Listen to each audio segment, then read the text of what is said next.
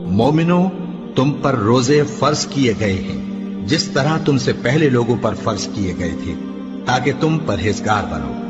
روزوں کے دن گنتی کے چند روز ہیں، تو جو شخص تم میں سے بیمار ہو یا سفر میں ہو تو دوسرے دنوں میں روزوں کا شمار پورا کر لیں۔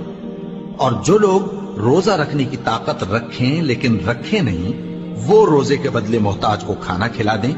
اور جو کوئی اپنی مرضی سے زیادہ نیکی کرے تو اس کے حق میں زیادہ اچھا ہے، اور اگر سمجھو تو روزہ رکھنا ہی تمہارے حق میں بہتر ہے۔ روزوں کا مہینہ رمضان کا مہینہ ہے، جس میں قرآن اول نازل ہوا، جو لوگوں کا رہنما ہے اور جس میں ہدایت کی کھلی نشانیاں ہیں، اور جو حق و باطل کو الگ الگ کرنے والا ہے۔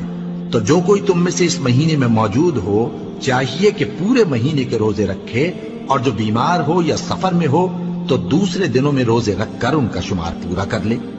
اللہ تمہارے حق میں آسانی چاہتا ہے اور سختی نہیں چاہتا، اور یہ آسانی کا حکم اس لیے دیا گیا ہے کہ تم روزوں کا شمار پورا کر لو، اور اس احسان کے بدلے کہ اللہ نے تم کو ہدایت بخشی ہے، تم اس کو بزرگی سے یاد کرو اور اس کا شکر کرو۔